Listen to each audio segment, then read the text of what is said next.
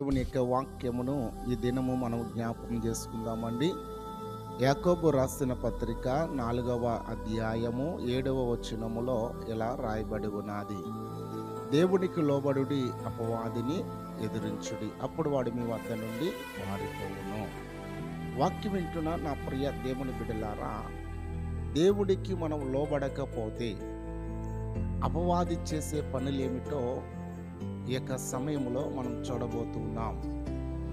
పరిశుద్ధ గ్రంథములో నుండి మరి ఇక్కడ చదువుబడినటువంటి వాక్యాన్ని మీరు చూసినప్పుడు ఈ యాకోబు రాసిన పత్రిక 4వ అధ్యాయము మరి 7వ వచనములో దేవునికి లోబడుడి, అపవాదిని ఎదిరించుడి, అప్పుడు మీ వద్ద నుండి వాడు పారిపోవును. అంటే దేవునికి లోబడగలిగితే అపవాది మన వద్ద నుండి పారిపోగలుగుతాడు.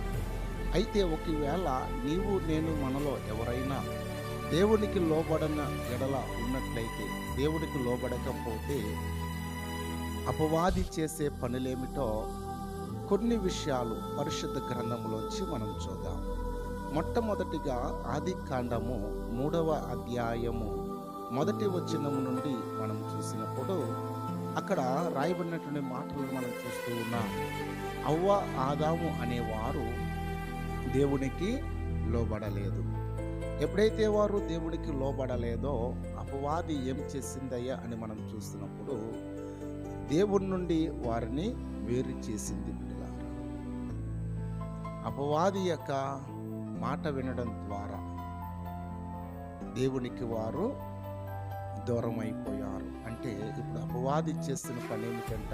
దేవునికి లోబడకపోతే అపవాది చేసిన పని దేవుని నుండి వారిని వేరు చేసింది. నేటి దినాల్లో మరి మనలను ఎలా వేరు చేస్తుంది అని మనం చూస్తున్నప్పుడు ప్రార్థన చేయకుండా, వాక్యం చదవకుండా, దేవుని సన్నిధికి రాకుండా, పరిశుద్ధమైన జీవితాన్ని కలిగి జీవించకుండా, పరిశుద్ధుల సహవాసములో సాగకుండా అపవాది అనేవాడు మనలను కూడా వేరు చేస్తాడు అనే విషయాన్ని గమనించాలి. ఎప్పుడు దేవునికి లోబడకపోతే. రెండవది మనం చూస్తూ ఉన్నాం పరిశుద్ధ గ్రంథములో నుండి లోకాసువార్త 11వ అధ్యాయము 24 నుండి కొన్ని వచనాలను మనం చూస్తే అపవిత్రాత్మ ఒక మనుషుని పట్టి ఆ ఇంట మరలా తర్వాత ఆ మనుషుల్ని వదిలి వెళ్ళినట్లుగా మనం చూస్తూ ఉన్నాం. అయితే దేవుని బిడ్డలారా, తిరిగి వచ్చినప్పుడు ఆ ఇల్లు ఎలా ఉంది అని మనం చూస్తే తుడిచి అమర్చబడినట్లుగా మనం చూస్తూ ఉన్నాం. అంటే ఆ కుటుంబము దేవునికి లోబడలేదండి. దేవునికి కృతజ్ఞత కలిగి ఒక్కసారి అపవాది నుంచి మా దేవుడు మన నుండి అపవాదిని వేరు చేసాడు. కాబట్టి ఆ కుటుంబం ఎలా ఉండాలి? మాటలతో, ప్రార్థనతో, నిత్యము ఎప్పుడూ ధూపం వేసేదిగా ఆ కుటుంబం కనబడాలి. కానీ తుడిచి అమర్చబడి ఉన్నట్లుగా మనం చూస్తున్నాం. అంటే వాక్యం వింటున్న బిడ్డలారా, ఆలోచన చేయాలి. రెండవది, వారు దేవునికి లోబడలేదు కాబట్టి వారి ఇంట్లో ఏం లేదు? ప్రార్థన లేదు, వాక్యము లేదు, దేవుని కూర్చిన మాటలు లేవు. దేవుని కూర్చిన మాటలు లేవు కనుక ఆ ఇల్లు ఎలా ఉంది అంటే తుడిచి అమర్చబడి ఉంది. అంటే అర్థం ఏమిటి అంటే దేవునికి ఆ కుటుంబము లోబడలేదు. దేవునికి లోబడకపోతే అపవాది చేసే పనేమిటో రెండవది ఇక్కడ మనం చూస్తూ ఉన్నాం. రెండవది, అపవాది చేసే పనేమిటయ్యా అని మనం చూసినప్పుడు వారి యొక్క స్థితి మొదటి కంటే కడబడి స్థితి బహుఘోరముగా తయారైపోయింది. గమనించండి, దేవునికి లోబడకపోతే అపవాది చేసే పనేమిటయ్యా అంటే నీలో బహు చెడ్డతనాన్ని కలగజేస్తారు. మంచినంతా తుడిసివేసి, పరిశుద్ధతనంతటిని తీసివేసి, ప్రార్థన అంతటిని తీసివేసి, అలా తీసివేయడమే కాకుండా లోకములో ఉన్న చెడంతటితో నీ హృదయాన్ని నింపేస్తుంది. అప్పుడు నువ్వు బహు చెడ్డవాడిగా మారిపోతావు. ఇక్కడ మనం చూస్తున్నాం, మొదటి స్థితి కంటే కడబడి స్థితి బహు చెడ్డదాయను అని పరిశుద్ధ గ్రంథంలో రాయబడి ఉన్నది. రెండవది, అపవాది చేసే పనేమిటి అని మనం చూసినప్పుడు మన యొక్క స్థితిని బహు చెడ్డగా చేసేస్తుంది. చెడు తలంపులతో, చెడు ఆలోచనతో, చెడు కోరికలతో అది మనలను నింపేస్తుంది. అలాగా మనము మన జీవితాలను అది పాడు చేస్తుంది. కాబట్టి దేవునికి లోబడకపోతే అపవాది చేసే రెండో పని ఏమిటని మనం చూసినప్పుడు మన జీవితాలను చెడ్డవారిగా అది పని చేస్తుంది. మూడవది మనం చూస్తూ ఉన్నాం పరిశుద్ధ గ్రంథములో నుండి మత్తయి సువార్త 27వ అధ్యాయము 5వ వచనాన్ని మనం చూసినప్పుడు అక్కడ యోధా ఇస్కరి అనే ఒక మనుషుడు మనకు కనబడుచు ఉన్నాడు. దేవుని బిడ్డలారా, దేవునికి లోబడకుండా ఏం చేశాడని మనం చూస్తున్నప్పుడు ప్రభువైన యేసుక్రీస్తు వారిని 30 ఎండి నాణ్యములకు అమ్మివేసినట్లుగా మనం చూస్తూ ఉన్నాం. మూడవది దేవునికి లోబడకపోతే అపవాది చేసే పనేమిటో అని మనం చూస్తున్నప్పుడు అది మరణానికి తీసుకువెళుతుంది బిడ్డలారా. మూడవ పని ఏం చేస్తుందంట? మరణించినట్లుగా చేస్తూ ఉన్నది. దేవునికి లోబడకపోతే ఈ యోధ దేవునికి లోబడలేదు కనుక అపవాది ఏం చేసింది అని చూస్తే అతను మరణించినట్లుగా ప్రేరేపించింది.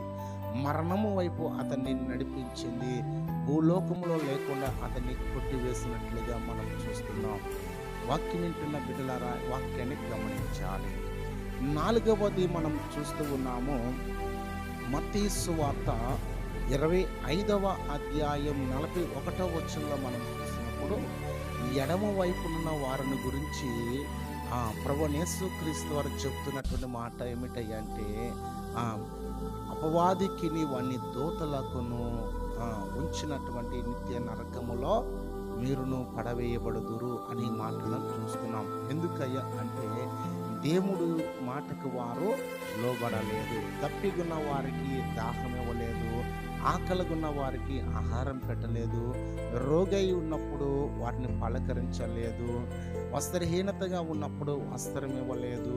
కనుక ఎడమవైపు ఉన్న వారిని ఏం చేస్తున్నాడయ్యా దేవుడు మనం చూస్తున్నప్పుడు వారంట శపితమైన వారు గనుక నిత్య నరకములో పడిపోతారు. మనము నాలుగవది చూస్తున్నాం, అపవాది ఏం చేస్తుందయ్యా అని మనం చూస్తున్నప్పుడు వాడితో పాటు నిత్య నరకానికి మనలను తీసుకువెళ్ళిపోతుంది. గనుక ఈ పూట వాక్యం ఉంటున్న మన జీవితాల్లో మనమందరము కూడా గమనించాలి. చదవబడిన వాక్య లేఖన భాగాల నుంచి చూసినప్పుడు అపవాది దేవునికి మనం లోబడకపోతే అపవాది చేసే పనేమిటో ఈ పూట 4 విషయాలను మనం చూసాం. ఒకటి, అవ్వ ఆదాములను దేవుని నుండి వేరు చేస్తున్నట్లుగా. 2, కుటుంబాలు స్థితిగతులు బహు చెడ్డవిగా మలిచేస్తున్నది. 3, మరణానికి తీసుకువెళుతూ ఉన్నది. 4, నిత్య నరకములో పడవేస్తూ ఉన్నది. కనుక వాక్యం వింటున్న నా ప్రియ దేవుని బిడ్డలారా, యాకోబు అందుకే సెలవిస్తూ ఉన్నాడు. యాకోబు పత్రిక 4:7లో దేవునికి లోబడుడి, అపవాదిని ఎదురించుడి, అప్పుడు వాడు మీ వద్ద నుండి పారిపోడు. గనుక యాకోబు భక్తుడు తెలియజేస్తూ ఉన్నాడు, దేవునికి లోబడాలి. లోబడకపోతే అపవాది ఇదిగో ఈ 4 పనులు వాడు చేస్తాడు. 1, దేవుని నుండి వేరు చేస్తాడు. 2, బహు చెడ్డ స్థితిలోనికి తీసుకువెళతాడు. 3, మరణానికి నడిపిస్తాడు.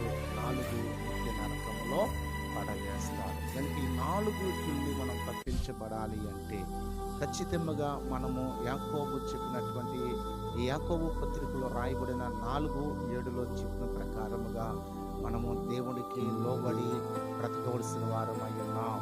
ఇట్టి మాటలు మన జీవితాల్లో అనుసరించి ఈ 4 నుండి మనము మన కుటుంబాలను పరిశుద్ధాత్మ దేవుడే తప్పించి రక్షించునుగాక. ఆమేన్.